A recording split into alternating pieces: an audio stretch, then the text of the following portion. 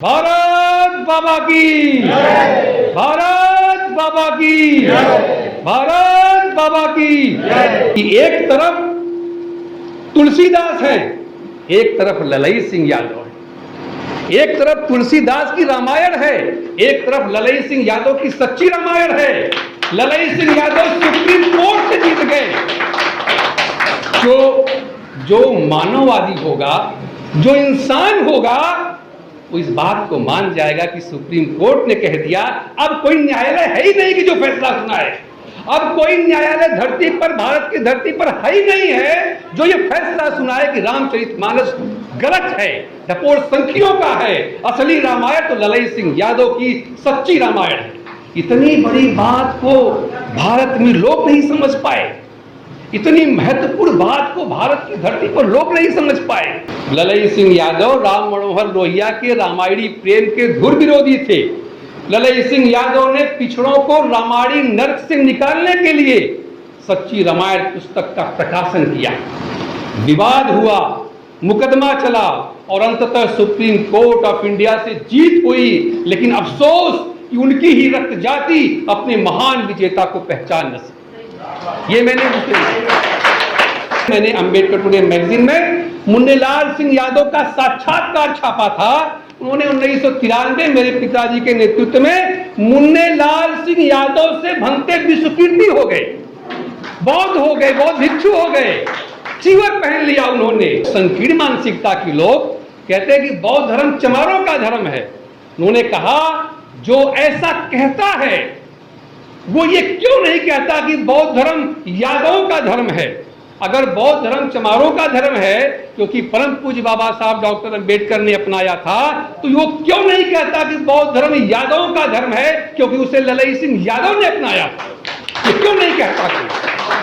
तो जोर देकर के ये कहते थे, बौद्ध धर्म न यादवों का धर्म है, बौद्ध धर्म न चमारों का धर्म है, बौद्ध धर्म न तथाकथित शाक्य मौर्य वंशियों का धर्म है। बौद्ध धर्म शुद्ध रूप से मानवता का धर्म, बौद्ध धर्म शुद्ध रूप से इंसानों का। हम भारत के सच्चे बच्चे, यादव वंश के अच्छे बच्चे, हम भारत के सच्चे बच्चे, यादव वंश के अच्छे बच्चे। मम्मी मेरी बुद्धू है, पापा मेरे उल्लू हैं। मम्मी मेरी बुद्धू है, पापा मेरे उल्लू हैं। दादा की तो बात में पूछिए, तुलसीदास के चमचे।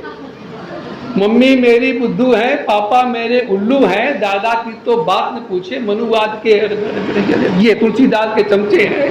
मनुवादियों की चाल न समझे, उनकी गहरी जाल में उलझे। असली को नकली समझाएं और नकली को असली। मम्मी पापा मामा मामी और हमारे नाना नानी ये ललई सिंह का नाम न जाने यादव हैं या अज्ञानी।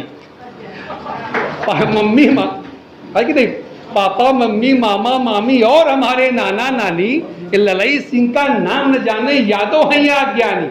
पढ़ लिख जब अफसर बन जाएंगे, सबके प्यारे बन जाएंगे, सबसे पहले अपने घर में ललई का फोटो लगवाएंगे। तब मेरा हुक्म चलेगा, तब मेरा हुक्म चलेगा, खूब करेंगे मनमानी। ललई का मिशन बढ़ाने को तैयार अभी से होना है। यादव वंश के अच्छे बच्चों, होशियार अभी से होना है। और अपनी बात रखें।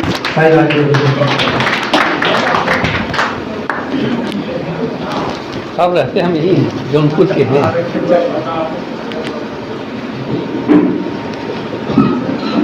आप सभी को बुद्धाय जय भी। भगवान बुद्ध ने कहा था कि किसी भी बात को इसलिए मत मानो कि वो धर्म ग्रंथों में लिखी है। किसी बात को इसलिए भी मत मानो कि वो किसी महापुरुष धर्मात्मा ने कही है। किसी बात को इसलिए भी मत मानो कि वो आपके जो लोग हैं, कोई भी कहीं अखबार में छपा हो, धर्म ग्रंथ में छपा हो, किसी किताब में छपा हो, किसी भी बात को मानने से पहले उसे तर्क की कसौटी पर कस के देखिए कि वो स्वयं के हित के साथ ही साथ मानव मात्र के हित में है या नहीं। अगर वो स्वयं के हित के साथ मानव हित में है, मानव मात्र के हित में है, तो उस बात को मानिए।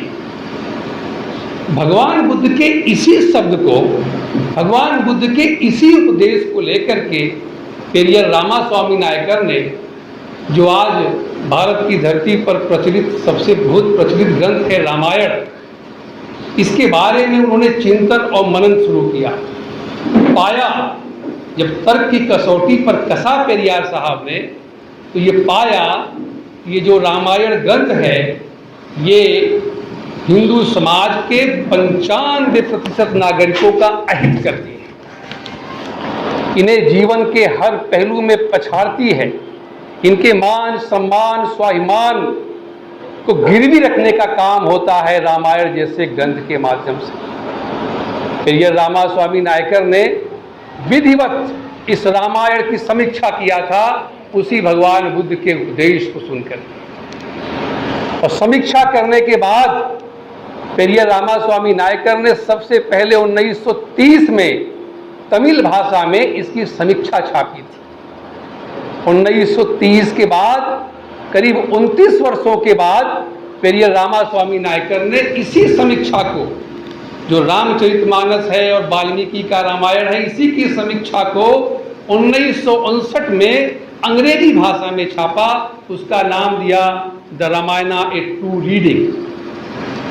पेरियर रामास्वामी के इस आंदोलन को, जब पेरियर रामास्वामी अपने इस आंदोलन को आगे बढ़ाना चाहते थे, वो चाहते थे कि कहीं यह मेरा जो समीक्षा है रामायण, कहीं ये साउथ तक सीमित न हो जाए, वो उत्तर भारत में उसका प्रचार प्रसार चाहते थे।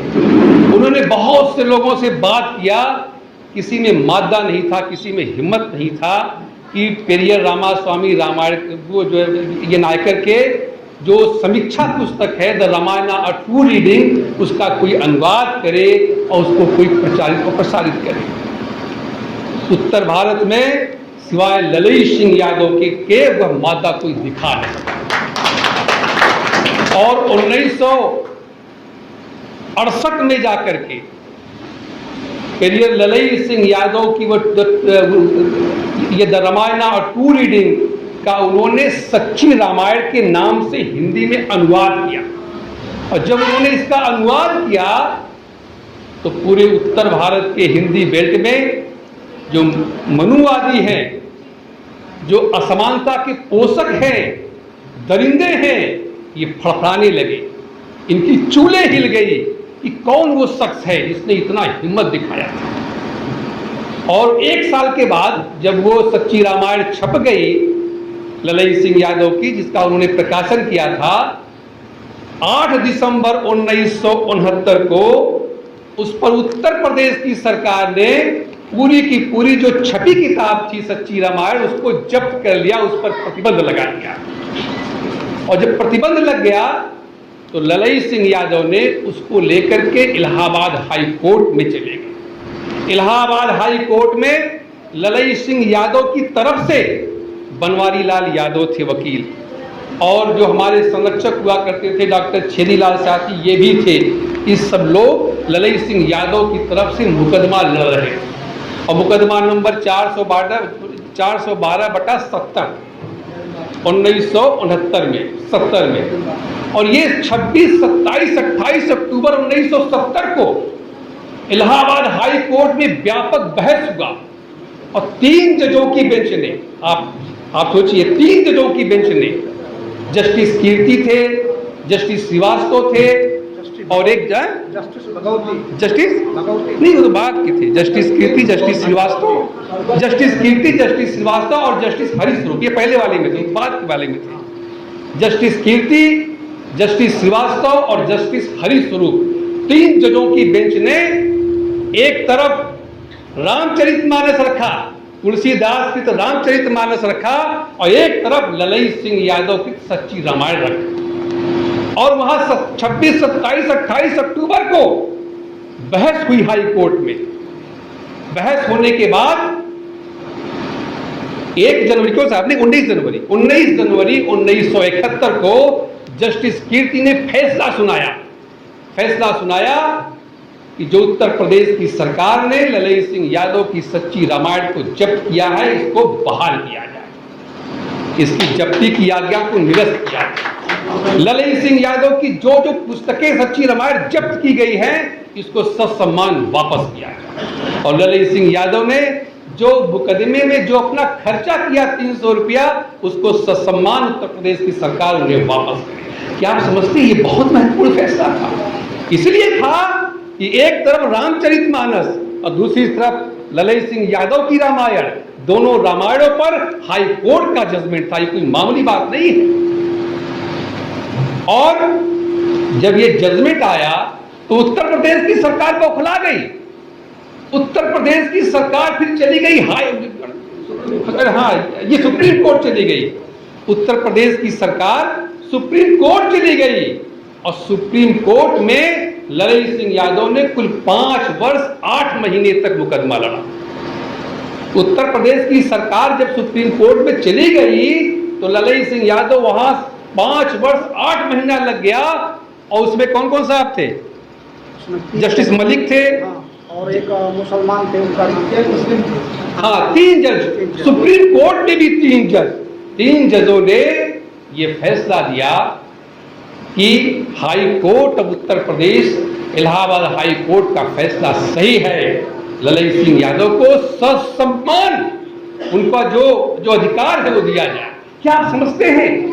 आप इस बात को केवल सोचिए, अपने दिमाग में आप लाइए कि सुप्रीम कोर्ट के जजों से बड़ा कोई जज नहीं होता भारत की धरती पर। सुप्रीम कोर्ट से बड़ा कोई न्यायालय नहीं है भारत की धरती पर। सुप्रीम कोर्ट का जो फैसला है उसके ऊपर कोई अपील का न्यायालय नहीं है। यानी सुप्रीम कोर्ट ने जो कह दिया वो अंतिम मुहर है। आप समझ रहे हैं? इसका क्या मतलब कि एक तरफ तुलसीदास है, एक तरफ ललित सिंह यादव है। एक तरफ तुलसीदास की रामायण है, एक तरफ ललित सिंह यादव की सच्ची रामायण है। ललित सिंह यादव सुप्रीम कोर्ट से जीत गए। जो मानववादी होगा, जो इंसान होगा, वो इस बात को मान जाएगा कि सुप्रीम कोर्ट ने कह दिया, अब कोई न्यायालय है ही नहीं कि जो फैसला सुनाए। अब कोई न्यायालय धरती पर, भारत की धरती पर है ही नहीं है जो ये फैसला सुनाए कि रामचरितमानस गलत है, डपोर संखियों का है, असली रामायण तो ललित सिंह यादव की सच्ची रामायण है। इतनी बड़ी बात को भारत में लोग नहीं समझ पाए। इतनी महत्वपूर्ण बात को भारत की धरती पर लोग नहीं समझ पाए।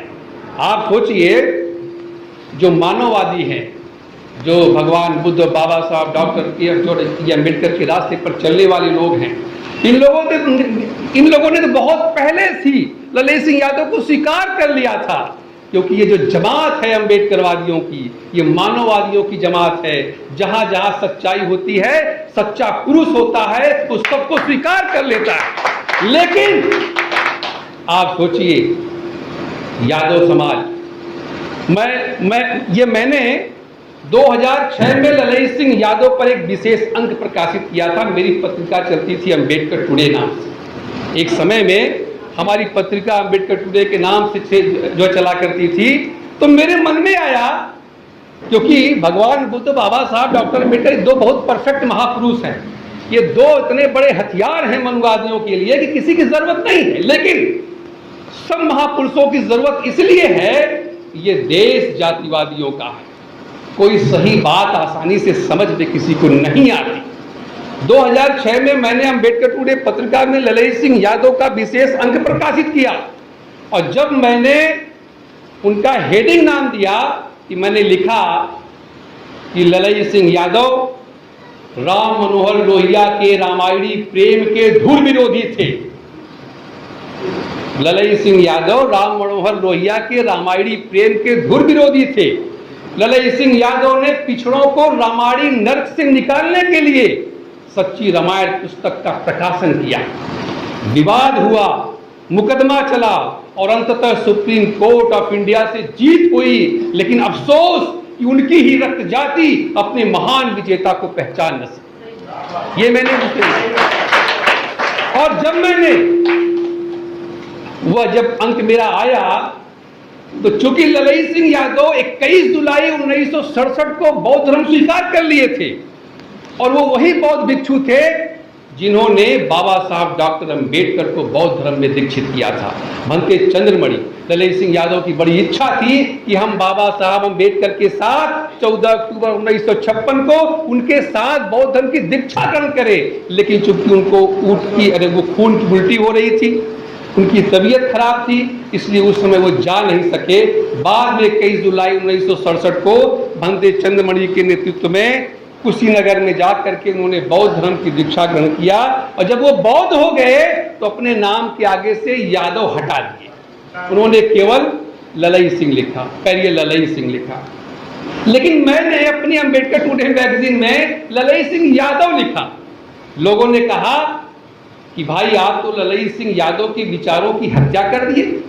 उन्होंने तो जब बौद्ध होने के बाद अपने नाम के आगे से यादव हटा दिया, और आप पढ़े लिखे, आपके पिताजी अंबेडकरवादी, उन्होंने समझाया नहीं। आप हमारे पिताजी हमारी पारसनाथ मौर्य जो राज्य पिछड़ा वर्ग आयोग के अध्यक्ष थे, तो लोगों ने कहा कि आपके पिताजी अंबेडकरवादी आपको समझाया नहीं क्या? वो तो बौद्ध थे ललई सिंह यादव जी, वो यादव लिखते ही नहीं थे, आपने यादव क्यों लिख दिया?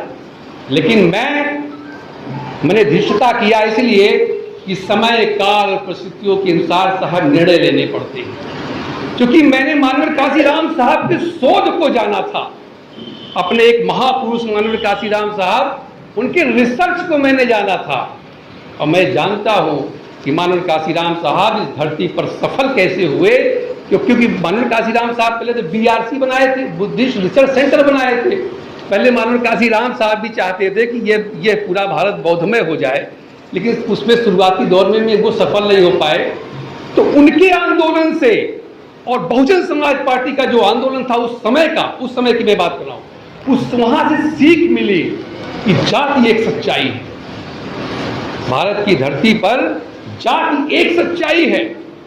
एक गरीब आदमी, आप जरा कल्पना करिए, सोचिए, एक गरीब आदमी यहां से चला जाता है दिल्ली कमाने, कलकत्ता कमाने, बंबई कमाने, उसके पास कुछ नहीं होता। वो अपना खेत छोड़ता है, अपना खेत खलिहान, बीवी बच्चा, घर खानदान, नाते रिश्तेदार, सब कुछ छोड़ करके चला जाता है बंबई, दिल्ली, कलकत्ता कमाने के लिए।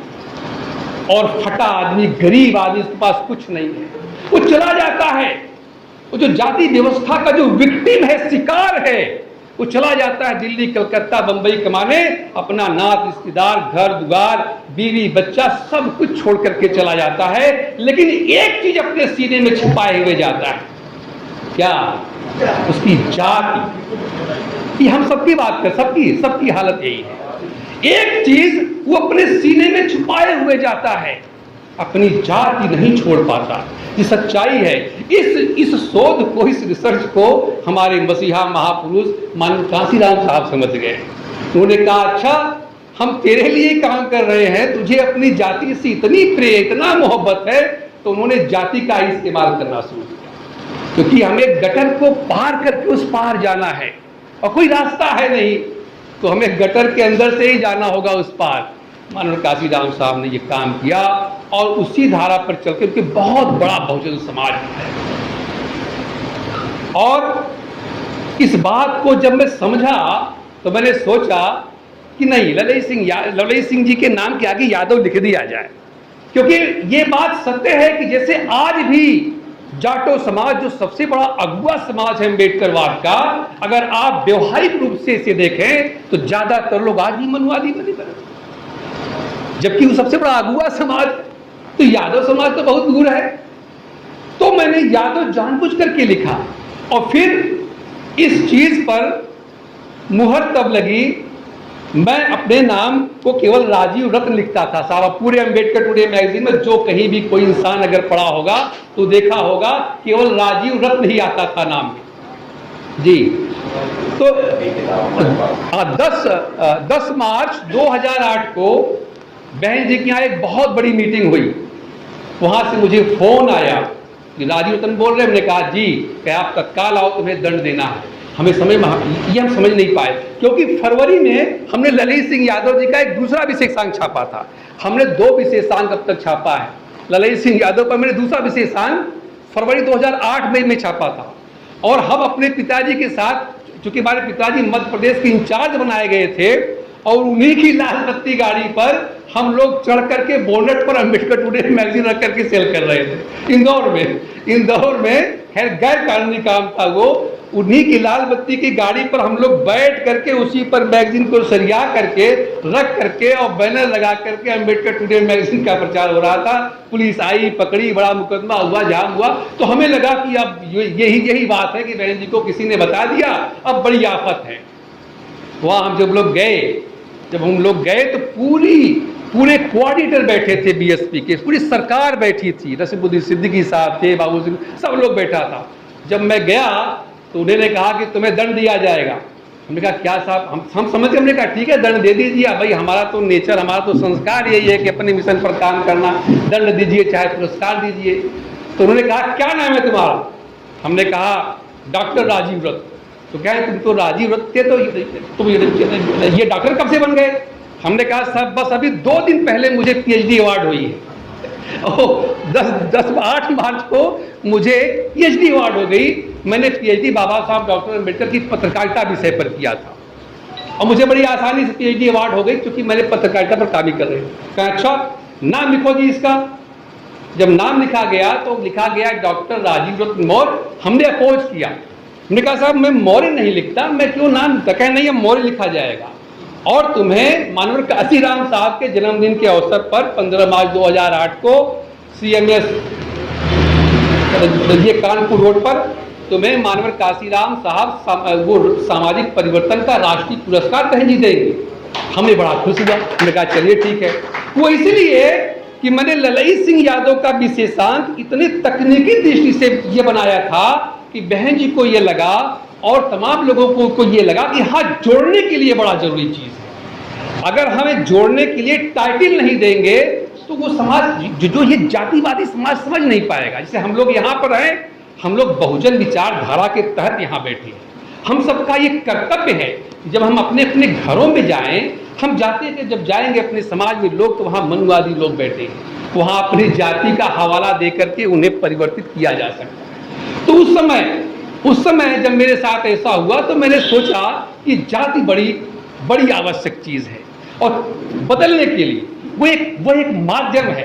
जब बहुजन समाज बन जाएगा, लोग बुद्धिस्ट हो जाएंगे, बुद्धिस्ट सोच के हो जाएंगे तो अपने आप खत्म हो जाएगा, उसकी कोई जरूरत नहीं रहेगी। इसी धारा के तहत मैंने वो काम किया था। और मैं ये मैं बता रहा था कि तो मैंने ललई सिंह यादव लिख करके, ललई सिंह यादव पूरा जो है लिख करके उस मैगजीन को मैंने प्रकाशित किया। और उसी में ललई सिंह यादव का जब विशेषांक आया तो उसी समय 1993 में एक मुन्ने लाल सिंह यादव थे।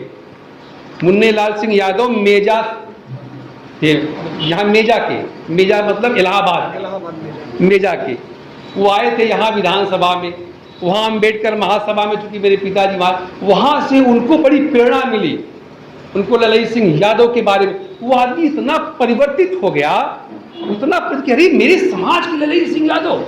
वो पहले बाबा साहब अम्बेडकर के आंदोलन से प्रेरित थे कि हम पिछड़े वर्ग के लोग हैं, बाबा साहब ने बड़ा अच्छा काम किया मेरे लिए, हम अम्बेडकर महासभा के मेंबर बनेंगे और बाबा साहब अम्बेडकर के विचारों पर चलेंगे। जब ये मालूम हुआ कि ललई सिंह यादव भी हैं तो और दुगने वेग से आदमी हो गया कि अरे मेरे जाति का भी आदमी बुद्धिस्ट हो गया, बौद्ध हो गया और बाबा साहब अम्बेडकर के रास्ते पर, जिससे इसको जोश आ गया, दुगने वेग से आदमी आ गया और वही जो है फैसला ले लिया 1993 में। ये बिल्कुल फैक्ट है, आप लोग पता कर लीजिए। मैंने अम्बेडकर टुडे मैगजीन में मुन्ने लाल सिंह यादव का साक्षात्कार छापा था। उन्होंने 1993 मेरे पिताजी के नेतृत्व में मुन्ने लाल सिंह यादव से भंगते विश्वकीर्ति हो गए, बौद्ध हो गए, बौद्ध भिक्षु हो गए, चीवर पहन लिया उन्होंने।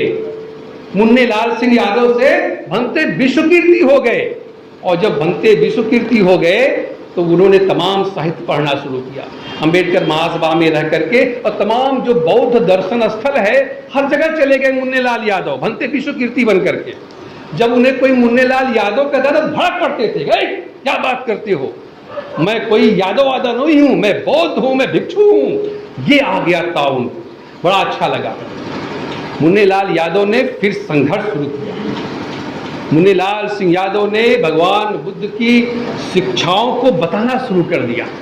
और जब मुन्ने लाल सिंह यादव अपने घर गए मेजा, तो लोगों ने कहा, गांव वालों ने करे मुन्ने लाल साधु हो गए, मुन्ने लाल साधु हो गए, मुन्ने लाल साधु हो गए।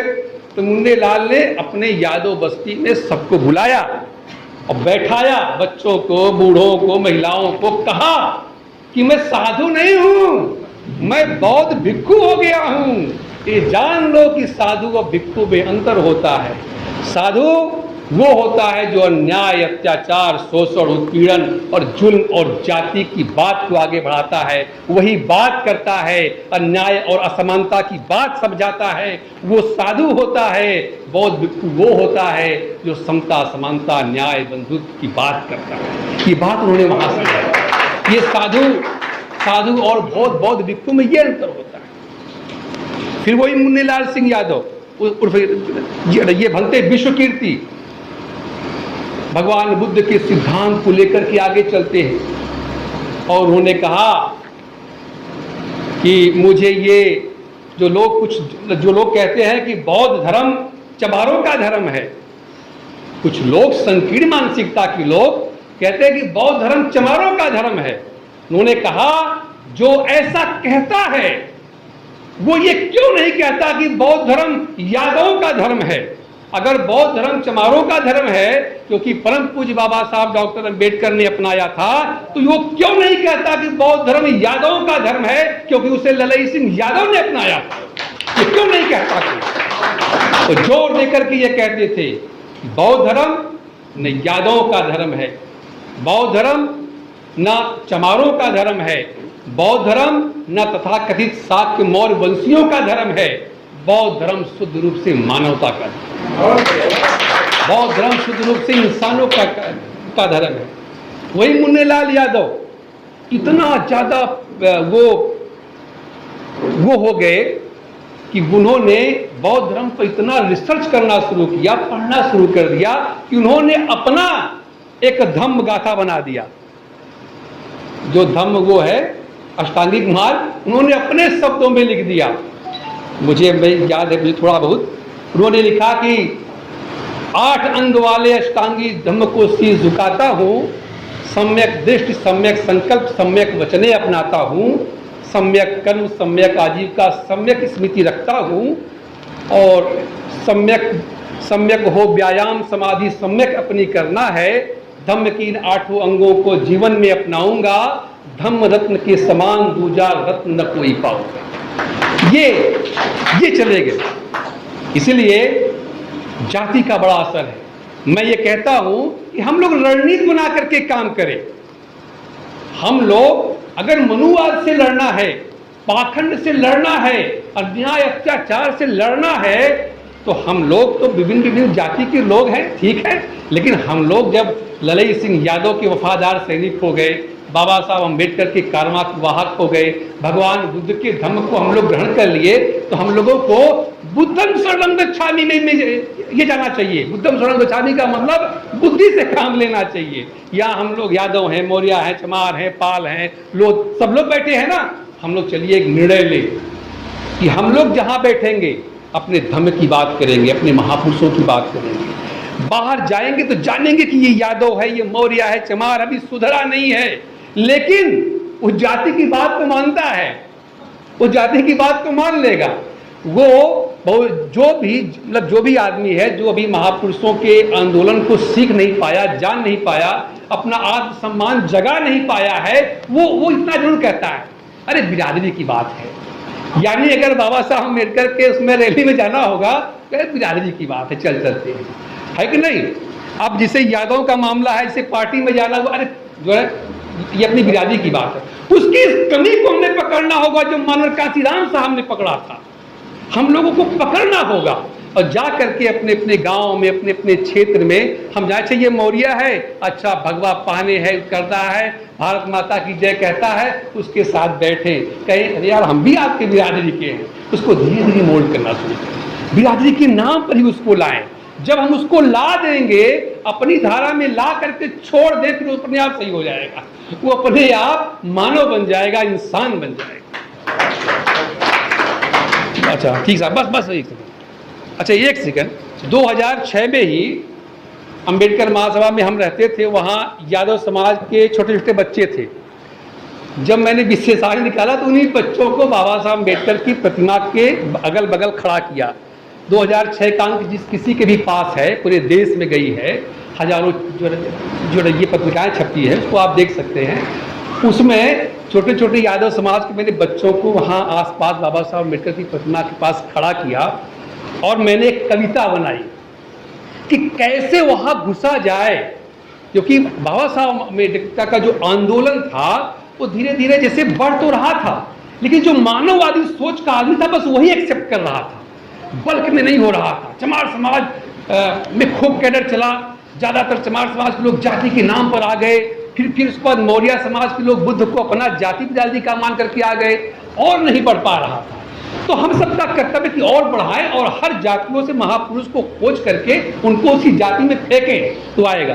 तो मैंने वो कविता बनाया था यादव समाज के बच्चों को खड़ा करके कि हम भारत के सच्चे बच्चे, यादव वंश के अच्छे बच्चे, हम भारत के सच्चे बच्चे, यादव वंश के अच्छे बच्चे, मम्मी मेरी बुद्धू हैं, पापा मेरे उल्लू हैं, मम्मी मेरी बुद्धू है, पापा मेरे उल्लू हैं, दादा की तो बात न पूछिए मनुवाद के, दादा की तो बात न पूछिए तुलसीदास के चमचे, मम्मी मेरी बुद्धू है, पापा मेरे उल्लू हैं, दादा की तो बात न पूछे मनुवाद के, ये तुलसीदास के चमचे हैं, मनुवादियों की चाल न समझे उनकी गहरी जाल में उलझे, असली को नकली समझाएं और नकली को असली, मम्मी पापा मामा मामी और हमारे नाना नानी, ये ललई सिंह का नाम न जाने यादव हैं या अज्ञानी, मम्मी है कि नहीं, पापा मम्मी मामा मामी और हमारे नाना नानी,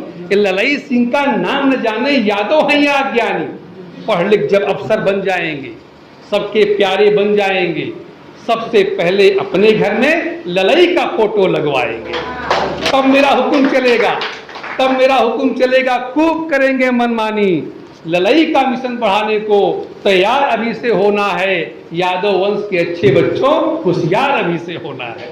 इस तरीके से हम लोगों को इसी तरीके से काम करने की जरूरत है, क्योंकि बुद्धा का धम्म मानववादी धम्म है। पूरी दुनिया में हम लोग चेहरा नहीं दिखा सकते, पूरी दुनिया में बुद्धा को लोग मानते हैं और हम लोग अभी तक जातियों में सीमित हैं। हम लोग जब बुद्ध बन जाएंगे, बुद्धिस्ट बन जाएंगे, सारी समस्याओं का निराकरण हो जाएगा, परम पूज्य बाबा साहब डॉक्टर अम्बेडकर का सपना साकार हो जाएगा। अब आखिरी अपनी बात को,